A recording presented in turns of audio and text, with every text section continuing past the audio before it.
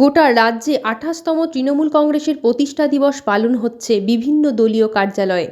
Mangalkot block Trinamool কংগ্রেসের উদ্যোগে জেলার বৃহত্তম রক্তদান শিবির অনুষ্ঠিত হল। এলাকার একনিষ্ঠ তৃণমূল কংগ্রেসের ৭০০ জন কর্মী এই রক্তদান শিবিরে রক্তদান করেন। মোট ৩টি ব্লাড ব্যাংকে এই রক্ত তুলে দেওয়া হয়। Bardhaman medical college, Katwa hospital ও কেমব্রি হসপিটালকে তুলে দেওয়া হয় এই রক্ত। এই রক্তদান শিবিরে উপস্থিত ছিলেন সাংসদ কৃতি আজাদ, পূর্ব বর্ধমান জেলা তৃণমূল কংগ্রেসের সভাপতি রবীন্দ্রনাথ চ্যাটার্জি, জেলার ছাত্রনেতা স্বরাজ ঘোষ, মঙ্গলকোট বিধানসভার বিধায়ক অপূর্ব চৌধুরী। তৃণমূল কংগ্রেসের কর্মীদের উৎসাহ ছিল এদিন চোখে পড়ার মতো। हमारे अध्यक्ष जी बोला है विधायक मंगलकोट में, और आज तो शुभ दिन है दो चीज़ के लिए।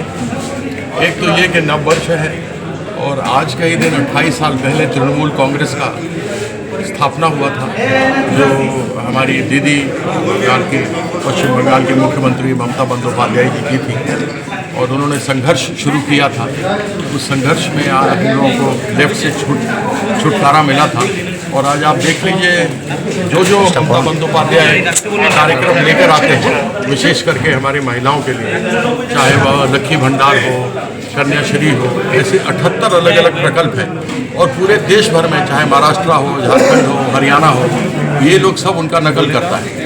तो जो दीदी आज बंगाल में करती है, वो लोग कल नकल दूसरे समय में करते हैं। तो आज का दिन मंगलमय हो, और हम हर एक दिन को एक नया वर्ष मानते हैं। और नया वर्ष का मतलब ये होता है कि हर दिन नूतन दिन है, कोई ना कोई एक अच्छा काम रोज करना चाहिए। हम यही सबसे कहेंगे कि पिछले वर्ष में जो भी कोई कमी रही हो वो ना हो। इस वर्ष 2025 में सबको खुशहाली हो, सब प्रसन्न रहें, सब जो चाहते हैं माँ काली, माँ भगवती सब उनको दें, ऐसा मेरा कामना है। रोज एक अच्छा काम कीजिए। ये हमारे पार्टी ऑफिस, हमारे जिला चेयरमैन तथा मंगलकोटेर जनप्रिय विधायक, যাকে যখন ডাকি তখন পাওয়া যায়, মাননীয় অপূর্ব চৌধুরী অচলদা। এবং আজকে এসে দেখলাম প্রায় 500 পার করে গেছে, প্রায় 700 কাছাকাছি পৌঁছে যাবে।